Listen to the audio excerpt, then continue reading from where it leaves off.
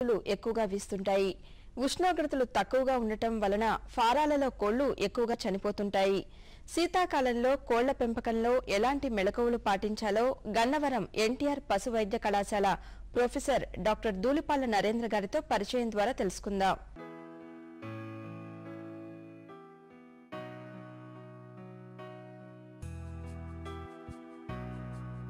వ్యవసాయ అనుబంధ రంగాల్లో కోళ్ల పెంపకం ప్రధానంగా చెప్పుకోవచ్చు. ఈ రంగం రైతులకు ఎంతో కొంత ఆదాయం సమకూరుస్తుంది. మరి శీతాకాలంలో కోళ్ల పెంపకంలో పలు రకాల సమస్యలు ఎదుర్కోవాల్సి వస్తుంది. వాటి పరిష్కారం గురించి ఎన్టీఆర్ పశు వైద్య కళాశాల కోళ్ల విభాగం professor and head doctor Dhulipalla Narendra గారు వివరిస్తారు. వారిని అడిగి మరిన్ని వివరాలు తెలుసుకుందాం. నమస్కారం నరేంద్ర గారు. శీతాకాలంలో కోళ్ల పెంపకానికి సంబంధించి ఎటువంటి దుష్పరిణామాలు ఉంటాయి? కోడి యొక్క శరీర ఉష్ణోగ్రత చూసుకుంటే ఇవాళ మనకి 107 డిగ్రీల ఫారెన్హీట్ ఉంటుంది. అట్లాగే మనకి కోళ్ళు ఇవాళ సుమారుగా 70 డిగ్రీలు 85 డిగ్రీల ఉష్ణోగ్రత వద్ద దాని ప్రొడక్షన్ ఆప్టిమం ప్రొడక్షన్ మనం చూస్తూ ఉంటాం. అట్లాగే కానీ ఇవాళ వాతావరణంలో ఉన్న ఉష్ణోగ్రత మరి 55 డిగ్రీలు అంతకంటే తక్కువకి పడిపోయినప్పుడు మరి కోళ్ళల్లో మనము అనేక మార్పులు సంభవిస్తూ మరి ఈ ప్రొడక్షన్ ఉత్పత్తి మీద అయితే కనుక ఎంతో ఎఫెక్ట్ని మరి చూపిస్తూ ఉంటుంది. ముఖ్యంగా చెప్పుకోవాలంటే ఇవాళ ఈ శీతాకాల తక్కువ ఉష్ణోగ్రత వద్ద అధిక మరణాలు కోడి పిల్లల్లో ఎక్కువగా మరణాలు కనిపిస్తూ ఉంటాయి. అట్లాగే మరి గుడ్ల ఉత్పత్తి గణనీయంగా తగ్గిపోవటం, అట్లాగే మరి ఇవాళ ఈ దాణా వచ్చేటప్పటికి మరి చలికాలంలో సాధారణంగా మనుషుల్లాగానే కోళ్ళలో కూడా దాణాని ఎక్కువగా వినియోగించడం, ఈ తీసుకున్న దాణా కూడా ఇందులో ఉండే శక్తి ఏదైతే ఉందో అది శరీర ఉష్ణోగ్రతని కాపాడుకునేదానికి పెంచుకునేదానికి ఎక్కువగా అధికంగా వినియోగించబడి అట్లాగే మరి ఉత్పత్తి కోసం ఏదైతే శక్తి అవసరమవుతుందో అది తగ్గిపోవటం వల్ల మనకు ఉత్పత్తి తగ్గిపోయేదానికి అవకాశం ఉంటుంది. అట్లాగే మరి ఈ శీతాకాలంలో కూడా మనకి ఈ వ్యాధి నిరోధక శక్తి కూడా కోళ్ళల్లో తగ్గిపోయేదానికి అవకాశం ఉంది. తద్వారా మరి కోళ్ళల్లో అనేక వ్యాధులు ముఖ్యంగా మరి ఈ శ్వాసకోశకు సంబంధించిన వ్యాధులు ఎక్కువగా ప్రబలి మరి తద్వారా ఉత్పత్తి గణనీయంగా తగ్గేదానికి అవకాశం ఉంది. కాబట్టి మనము రైతులు ముందుగానే శీతాకాలం వచ్చే ముందుగానే అనేక రకాలైన మార్పులు షెడ్ల పరంగా కానీ అట్లాగే మరి వెంటిలేషన్ పరంగా కానీ అట్లాగే మరి ఈ దాణా పరంగా కానీ వ్యాధి నిరోధక టీకాలు ఇటువంటి అనేక రకాల మార్గాల ద్వారా మనం మరి యాజమాన్య పద్ధతులను అవలంబించి ఈ ఉత్పత్తిని మనం తగ్గిపోకుండా మనం చూసుకోవడానికి అవకాశం ఉంది. ఓకే సార్, ఈ కోళ్ల షెడ్ నిర్మించేటప్పుడు రైతు సోదరులు తీసుకోవాల్సిన జాగ్రత్తలు ఏంటంటారు? ఏ విధంగా నిర్మించుకోవాలంటారు? సాధారణంగా మనం కోళ్ల షెడ్లు వచ్చేటప్పటికి తూర్పు పడమర డైరెక్షన్లో ఏదైతే ఈ పొడవు లాంగ్ యాక్సిస్ అంటామో అది ఆ డైరెక్షన్లో ఈస్ట్ వెస్ట్ డైరెక్షన్లో నిర్మించుకోవడం జరుగుతుంది. దీనివల్ల ఏమవుతుందంటే మరి సూర్యరశ్మి ఎక్కువగా ఎక్స్టర్నల్ సర్ఫేస్ ఏదైతే బాహ్య ప్రదేశాల మీద ఎక్కువగా ప్రసరించి మరి అవి వేడెక్కడానికి అవకాశం ఉంటుంది.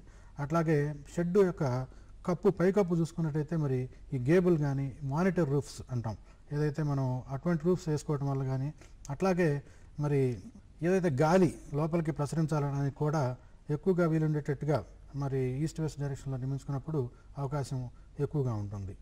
సో అట్లానే ఈ షెడ్ను మనం శీతాకాలం వచ్చే ముందే మరి గోడల్లో కానీ అట్లాగే కింద నేలలో కానీ ఏదైనా మరి ఈ క్రాక్స్ ఏదైనా పగుళ్ళు ఉన్నట్టయితే వాటిని ముందుగానే మనం పూర్తి చేసుకొని షెడ్ని సిద్ధం చేసుకోవాల్సిన అవసరం ఎంతైనా ఉంటుంది. అట్లాగే ఈ షెడ్కి సంబంధించి మనము యాజమాన్య పద్ధతులకు వచ్చేటప్పటికి మరి పక్క గోడలు ఏదైతే మరి ఓపెన్గా ఉంటాయి కాబట్టి కోళ్ళ షెడ్లలో వాటికి మనం ఏదైనా ప్లాస్టిక్తో చేసినటువంటి పరదాలను మనం అమర్చుకోవాలి.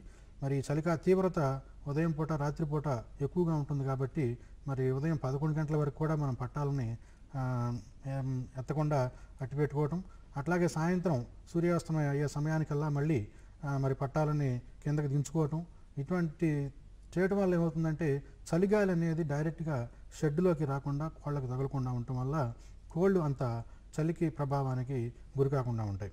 అట్లాగే మరి ఈ పట్టాలే కాకుండా మరి వెంటిలేషన్ అనేది కూడా మనకి పట్టాలతో మూసేస్తామని చెప్పుకుంటున్నాం కాబట్టి మరి కోళ్ళకి లోపల అనేక రకమైన మరి ఈ రెట్ట ద్వారా వచ్చిన విషపూరిత వాయువులు కానీ మరి అట్లాగే మరి ఈ తేమ శాతం ఎక్కువగా ఉంటుంది ఎందుకంటే చలికాలంలో మరి ఎవాపరేషన్ కూడా తక్కువ అవుతూ ఉంటుంది కాబట్టి ఈ రెట్ట ఏదైతే మరి మీ కింద ఫ్లోర్ మీద పడుతుందో దాని నుంచి వచ్చే తేమ వల్ల కానీ ఏదైనా కొంచెం చలి ఎక్కువగా ఉండటం, అట్లాగే మరి ఈ తేమని మరి ఎక్కువగా తీసుకోవటం వల్ల మరి శ్వాసకోశ వ్యాధులు, తేమ ద్వారా అమ్మోనియా కానీ ఇటువంటి విషపూరిత వాయువులు మరి షెడ్డులో అధికం అవటం వల్ల, అట్లాగే మనం పట్టాలతో మూసేస్తున్నాం కాబట్టి మరి ఇది బయటికి పోయేదానికి అవకాశం కూడా ఉండదు కాబట్టి మరి రోగాల బారిన పడే అవకాశం ఉంటుంది కాబట్టి మనం వెంటిలేషన్ అనేది కూడా ఇక్కడ షెడ్లో ఎంతో ఇంపార్టెంట్.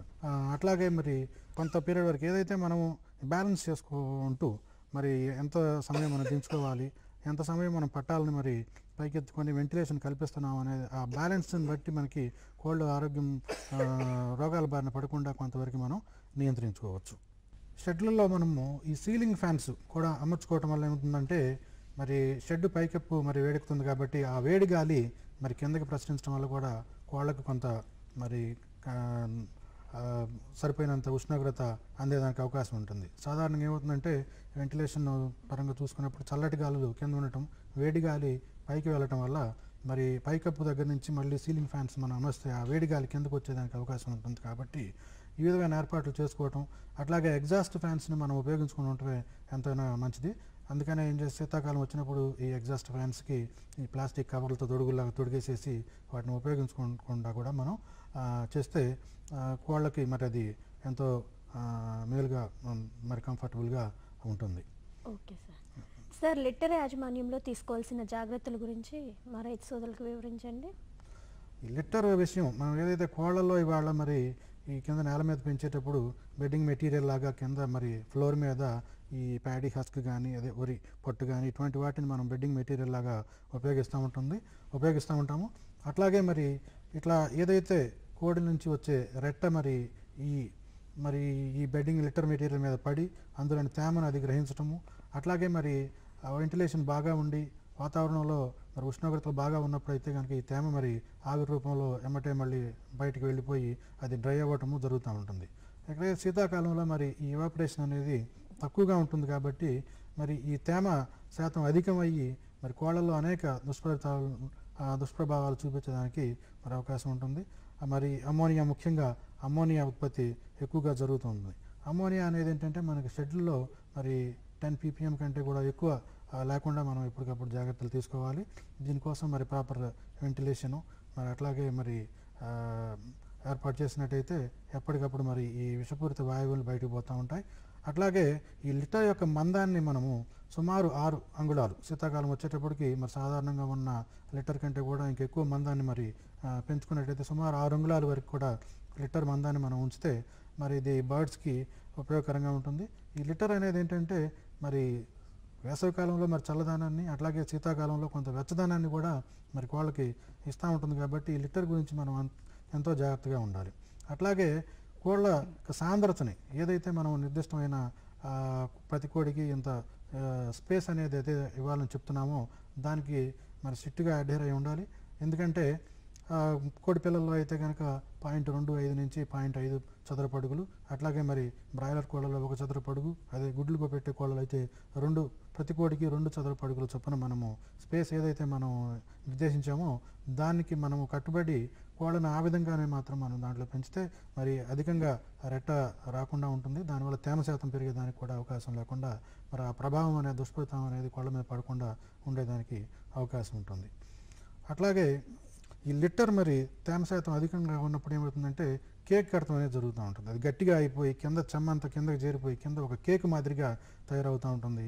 అటువంటి పరిస్థితులు రాకుండా మనం ఏం చేయాలంటే ప్రతిరోజు లిటర్ని ఒక రేక్ అంటాము, అట్లాగే దంతి అంటారు తెలుగులో, అటువంటి దాన్ని తీసుకొని మనము ఆ లిటర్ని కనుక పైన కింద కలయబెట్టుకున్నట్టయితే కనుక ఆ లిటర్లో నుంచి తేమ బయటకు వెళ్ళిపోవటం, అట్లాగే లిటర్ పొడిగా ఉండటము, మరి ఒకవేళ ఇంకా లిటర్లో తేమ శాతం సుమారు మరి 30%, 25% కంటే తేమ ఎక్కువగా ఉండకుండా చూసుకోవాల్సిన అవసరం ఉంది. అదే కనుక తేమ శాతం అధికమైనప్పుడు ఏం చేయాలంటే దానికి మనం ఈ సున్నం కానీ అట్లాగే మరి సూపర్ ఫాస్ఫేట్ అని కానీ అమ్మోనియం సల్ఫేట్ కానీ ఇటువంటి వాటిని మనము ప్రతి 100 చదరపు అడుగులకి 6 నుంచి 7 కిలోల దాకా చొప్పున మనం కలుపుకున్నట్లయితే కనుక మరి ఈ తేమ వల్ల వచ్చే దుష్ఫలితాల నుంచి మనము బయటపడేదానికి అవకాశం ఉంటుంది.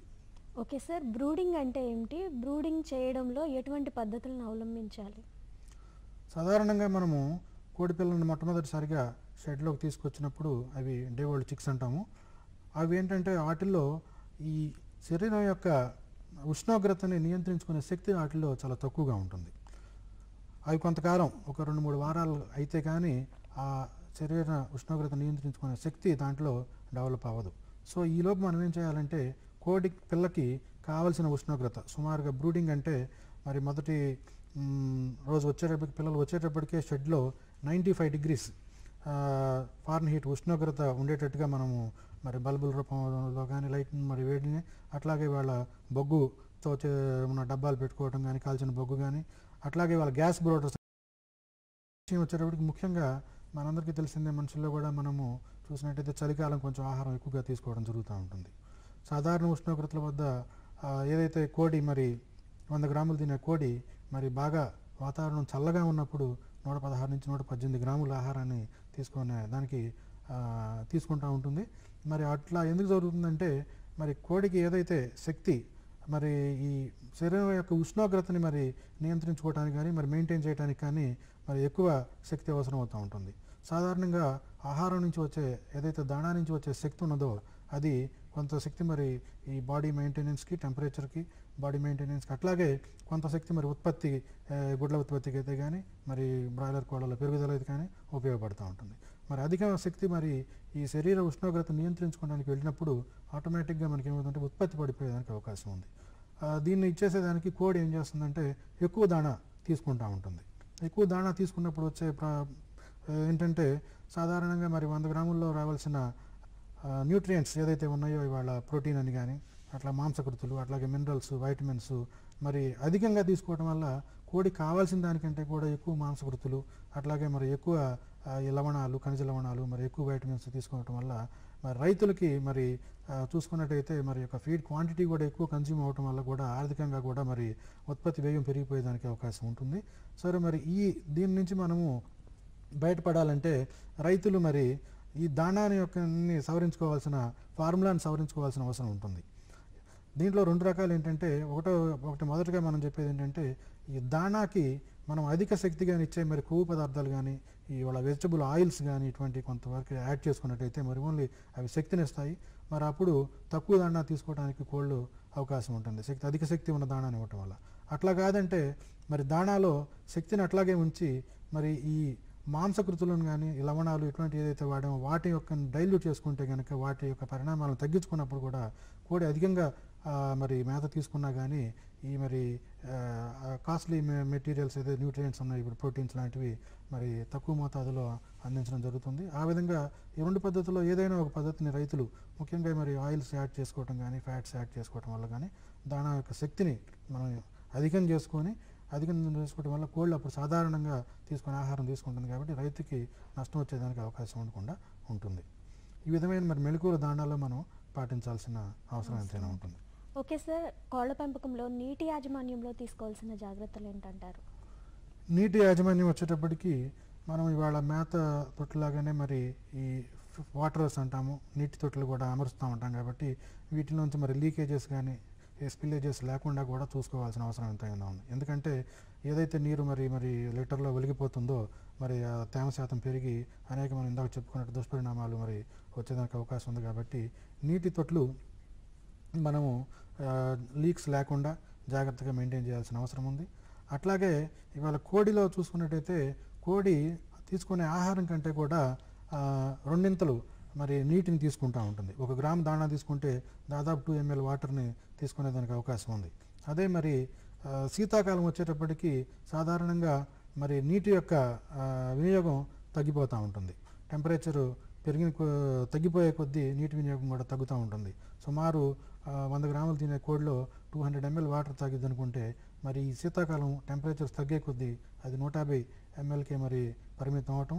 మరి దీనివల్ల కొన్ని శరీరంలో నుంచి మరి ఈ మలినాలు ఏదైతే యూరిక్ యాసిడ్ కానీ ఇవన్నీ బయటకు వచ్చే క్రమంలో కూడా మరి ఫిజియలాజికల్గా చేంజెస్ వస్తాయి కాబట్టి దుష్పరిణామాలు. అందుకని నీటి యొక్క వినియోగం కూడా ఎక్కువగా ఉండేటట్టుగా మనము చూసుకోవాల్సిన అవసరం ఉంది. ఈ చల్లటి నీరు బాగా చల్లగా ఉన్నప్పుడు మనం వేడి నీటిని వాటికి కొంచెం కలుపుకోవడం వల్ల నీటి యొక్క ఉష్ణోగ్రతలు సాధారణ ఉష్ణోగ్రతలు తీసుకొచ్చి కొంచెం వేడి నీళ్లు ఇవ్వటం వల్ల మనకి ఈ ప్రభావాల నుంచి కొంచెం ఈ దుష్ప్రభావాల నుంచి మరి బయటపడేదానికి అవకాశం ఉంటుంది. ఓకే సార్, శీతాకాలంలో ఎటువంటి వ్యాధులు వ్యాపించే అవకాశం ఉంటుందంటారు? వాటికి తీసుకోవాల్సిన నివారణ చర్యల గురించి వివరించండి. శీతాకాలం వచ్చేటప్పటికి మరి ఇందాక చెప్పినట్టు మరి వ్యాధి నిరోధక శక్తి జనరల్గానే కోళ్ళల్లో మరి తగ్గేదానికి అవకాశం ఉంటుంది. మరి శీతాకాలంలో వచ్చేటప్పటికి వ్యాధులు ముఖ్యంగా ఏదైతే లిట్టర్ యాజమాన్య లోపం వల్ల అయితే కానీ మరి ఈ వ్యాధి నిరోధక శక్తి తగ్గిపోవటం వల్ల మరి పరిసరాల్లో ఉండే యొక్క క్రిములు మరి ఎక్కువ ఆధిక్యాన్ని ప్రదర్శించి మరి కోళ్ళలో ఈ శ్వాసకోశ సంబంధమైన వ్యాధులు కానీ లేకపోతే ఆర్డి అంటాము, కొక్కెర తెగులు, అట్లాగే మరి ఇన్ఫెక్షస్ బ్రాంకైటిస్, మరి సిఆర్డి, మరి క్రానిక్ రెస్పిరేటరీ డిసీజ్, అట్లాగే మరి ఈ ప్రోటోజోవన్ డిసీజెస్, ఈ కాక్సిడియోసిస్ ప్రబేదానికి కూడా అవకాశం ఉంటుంది.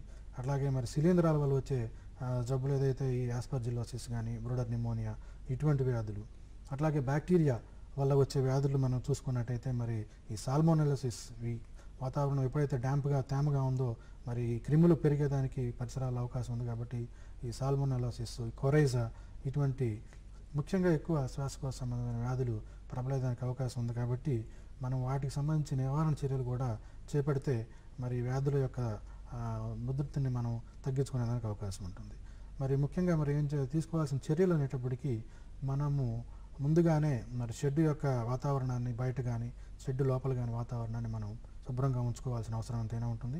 షెడ్ బయట కూడా ఒక 10 మీటర్ల వరకు కూడా చుట్టూతా కూడా క్లీన్ చేసుకొని వెజిటేషన్ ఏమి లేకుండా మరి శుభ్రం చేసుకోవటం, అట్లాగే లోపల ఈ పరాన్నజీవులు ఏదైతే మరి వృద్ధి చెందేదానికి అవకాశం ఉంటుంది ఈ వాతావరణంలో.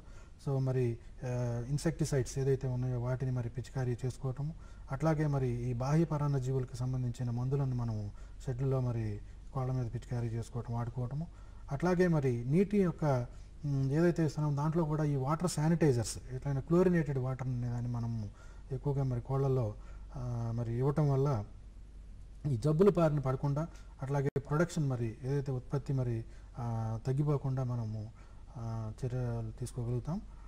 మరి ఈ డిసీజెస్కి ఈ సిఆర్డి వచ్చినప్పుడు మరి ఈ దాణాలో కానీ లేకపోతే మరి నీటిలో కూడా మరి యాంటీబయాటిక్స్ మరి వీటిని కలుపుకోవటము, అట్లాగే మరి ఈ వైరల్ సంబంధించిన డిసీజెస్ కోసం ముందుగానే మనం టీకాలు ఒక క్రమ పద్ధతిలో వేసుకునే టీకాలను అనుసరించి మరి ఆ సీజన్స్ ముందు టీకాలు మరి వేసి బ్యాక్టీరియల్ అట్లాగే మరి శాంపిల్స్ రక్త నమూనాలు సేకరించి దాంట్లో ఉండే యాంటీబయాటిక్స్ను ముందుగానే మనం పరిశీలించుకొని మరి శీతాకాలం వచ్చే ముందుగానే మనము కోళ్ళను సిద్ధం చేసుకున్నట్లయితే మనము ఈ రోగాల బారి నుంచి తప్పించుకొని ఉత్పత్తి మరి గణనీయంగా పడిపోకుండా కాపాడుకోగలుగుతామండి. ఓకే సార్, బ్రీడర్ ఫారాల్లో తీసుకోవాల్సిన మెళకువలు ఇంకా ఏమైనా ఉన్నాయంటారా? ముఖ్యంగా వచ్చేటప్పటికి మరి చలి అనేటప్పటికీ ఈ బ్రీడర్స్ ఏదైతే మరి బ్రీడర్ ఫామ్స్లో మరి ఈ ఫలదీకరణం చెందిన గుడ్లు హ్యాచింగ్ ఎగ్స్ అంటాము, వీటిని మనము ప్రతిరోజు అక్కడి నుంచి షెడ్ నుంచి కలెక్ట్ చేసి వాటిని మనం స్టోర్ చేసి వాటి ద్వారా పిల్లలు చేయడానికి హ్యాచరీకి పంపించడం జరుగుతూ ఉంటుంది. మరి ఈ గుడ్లని మనము అట్లా రోజుకి సాధారణ ఉష్ణోగ్రతలు అయితే 2-3 సార్లు కలెక్ట్ చేస్తూ ఉంటారు. అదే చలికాలం వచ్చేటప్పటికి ఇక్కడ ముఖ్యంగా తీసుకునేది ఏంటంటే ఈ చలి ప్రభావం వల్ల మరి ఏదైతే లోపల ఉండే అండము మరి వివిధ దశల్లో పెరుగుతూ వచ్చేది అది పెరగటం పోకుండా జరిగే అవకాశం ఉంది. దానివల్ల మనకి ఏంటంటే కోళ్ళల్లో మరి ఈ హ్యాచబిలిటీ అంటాము, కోడి పిల్లలు వచ్చే నంబర్ మరి తగ్గిపోయేదానికి అవకాశం ఉంటుంది.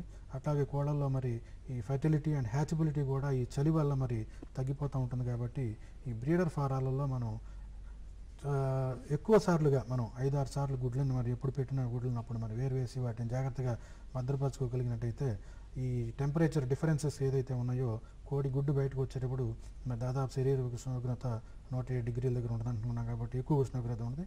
అదే మరి వ్యత్యాసం ఎక్కువ ఉండి బాగా చలిగా ఉన్నప్పుడు బయట మరి ఆ వ్యత్యాసం వల్ల ఏమవుతుందంటే మరి లోపల ఉన్న గుడ్డు లోపల ఉండే కంటెంట్స్ కుంచుకుపోవటం వల్ల మనం ఎయిర్ సెల్ అని అంటాము, ఈ ఏదైతే బ్రాడ్ ఎండ్లో ఉండే ఎయిర్ సెల్ సైజ్ మరి ఎక్కువ అవటం, అట్లాగే మరి కుంచుకునే సమయంలో మరి నెగిటివ్ ప్రెషర్ వల్ల ఈ కోడిగుడ్ల యొక్క సర్ఫేస్ మీద ఉండేటటువంటి మరి బ్యాక్టీరియాలు కూడా మరి గుడ్డు లోపలికి ఇన్ఫిల్ట్రేట్ అయ్యేదానికి లోపలికి తొసుకుపోయేదానికి అవకాశం ఉంటుంది. కాబట్టి మనము గుడ్లని ఈ ఎక్కువ టెంపరేచర్ వ్యత్యాసానికి మరి గురి కాకుండా ఎప్పటికప్పుడు వేసి మరి లోపల పెట్టుకున్నట్టయితే మరి మనము ఫెర్టిలిటీ కానీ మరి ఇట్లా హ్యాచబిలిటీ ఎఫెక్ట్ కాకుండా కూడా మరి బ్రీడర్ స్థాయిలో మరి చర్యలు తీసుకోగలుగుతామండి.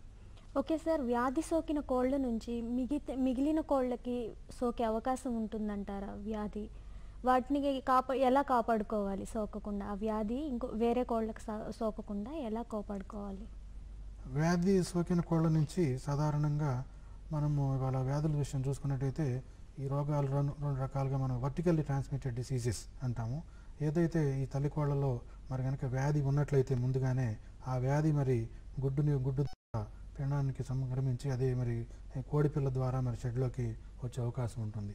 ఈ కోళ్ళు ఇటువంటి వ్యాధులు మరి మనము ఏదైతే పేరెంట్ స్టాక్లోనే మనం నివారించుకోగలం. ముఖ్యంగా ఎగ్జాంపుల్ చెప్పాలంటే ఈ సాల్మోనెలోసిస్ కానీ, మెయిన్ ఈ సిఆర్డి అంటాం, క్రానిక్ రెస్పిరేటరీ డిసీజెస్. ఇవి ఒకసారి మరి కోళ్ళల్లో వస్తే ఆ తల్లి కోళ్ళల్లో అవి మరి వచ్చే పిల్లలన్నిటికీ కూడా ఈ వ్యాధి క్రిములని సంక్రమింపజేస్తూ ఉంటాయి. దీన్ని వర్టికల్లీ ట్రాన్స్మిటెడ్ డిసీజెస్ అంటాం. ఈ కోడి పిల్లలు ఒకసారి షెడ్లోకి వచ్చిన తర్వాత మరి వీటి నుంచి వచ్చే మరి రెట్ట కానీ వీటి ద్వారా ఈ క్రిములు బయటకు వచ్చి మరి కోడి పిల్లల నుంచి పక్కన ఉన్న కోడి పిల్లలు, హెల్తీగా ఉన్న కోడి పిల్లలకు కూడా మరి సంక్రమించేదానికి అవకాశం ఉంటుంది. ఇటువంటివి తగ్గించుకునే దానికి మనం ఏం చేయాలంటే కోడి పిల్లలను మొదటగా మరి తీసుకొని షెడ్లో ప్రవేశపెట్టినప్పుడే వాటికి మొదట ఒక 3-4 రోజుల వరకు కూడా మనం యాంటీబయాటిక్స్ కనుక ఇచ్చినట్టయితే ఇటువంటి క్రిములు ఏదైనా ఉన్నా కానీ నశించి కోళ్ళ యొక్క మరణాల శాతాన్ని, మన పిల్లల మరణాల శాతాన్ని తగ్గించుకునేదానికి అవకాశం ఉంటుంది.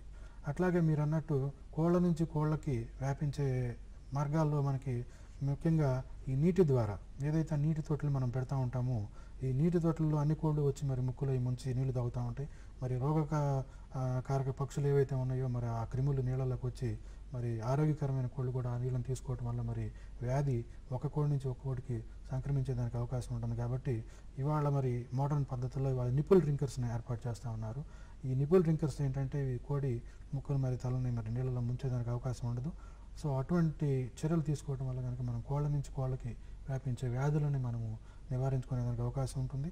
అట్లాగే ఏంటంటే ముఖ్యంగా ఇవాళ ఈ బయోసెక్యూరిటీ మెజర్స్ ఏదైతే మరి కోళ్ళ ఫారాల్లో పనిచేసే వ్యక్తులు మరి ఇళ్ళ దగ్గర మరి కోళ్ళు వాళ్ళకు కూడా నాటుకోళ్ళు కానీ వేరే కోళ్ళ ఫారాలకు వెళ్ళి మళ్ళీ ఇక్కడ రావటం కానీ చేయడం వల్ల మరి అక్కడ కోళ్ళకు ఉండే జబ్బులు మరి ఈ కమర్షియల్గా పెంచుకునే కోళ్ళలోకి తీసుకొచ్చేదానికి అవకాశం ఉంటుంది. కాబట్టి మరి వాళ్ళు కూడా శుభ్రంగా మరి చేతులు అవి కడుక్కొని మరి వీలైతే మరి వస్త్రాలు కూడా మరి బట్టలు అవి కూడా షెడ్లోకి వచ్చేటప్పుడు మార్చుకొని సో షెడ్యూల్లోకి రావటం వల్ల మరి ఆ క్రిములను మనం బయట నుంచి మళ్ళీ షెడ్యూల్లోకి ప్రవేశపెట్టకుండా మరి కొన్ని బయోసెక్యూరిటీ మెజర్స్ మనం తీసుకోవడం వల్ల ఈ వ్యాధుల్ని మనం కోళ్ళ నుంచి కోళ్ళకి వ్యాపించే వ్యాధుల్ని నియంత్రించవచ్చు. అట్లాగే మరి వాళ్ళ ఈ కోళ్ళ ఫారాల యొక్క షెడ్ల నిర్మాణ దశలోనే మనము ఈ ఏదైతే నేషనల్ హైవేస్ పెద్ద పెద్ద మెయిన్ రోడ్స్ పక్కన మనం షెడ్లను పెట్టుకోకపోవడం మంచి పద్ధతి. ఎందుకంటే ఇవాళ ఏదైతే ట్రాన్స్పోర్ట్ అవుతూ ఉంటాయి బర్డ్స్ వెహికల్స్ ద్వారా వాటిల్లో నుంచి డ్రాప్లెట్ ఇన్ఫెక్షన్స్ ఈ స్నీజింగ్ వల్ల వాటిల్లో ఏదైనా రోగాలు ఉన్నట్టయితే కనుక అటువంటివి గాలి ద్వారా కూడా ఈ బిందు రూపంలో మరి ఈ షెడ్ల మీద వచ్చి వీటిని ప్రమాదం చూపించే అవకాశం ఉంటుంది. కాబట్టి మనము వీలైనన్ని బయోసెక్యూరిటీ మెజర్స్ని మనం పాటించడం వల్ల ఇవాళ కోళ్ళల్లో మరి వేరే చోట నుంచి కొత్త రోగాలు మన షెడ్లోకి ప్రవేశించకుండా కాపాడుకోగలుగుతామండి. ఓకే సార్, కోళ్ల పెంపకంలో శీతాకాలంలో తీసుకోవాల్సిన జాగ్రత్తలు, మెలకువల గురించి చాలా చక్కగా వివరించారు. ధన్యవాదాలు.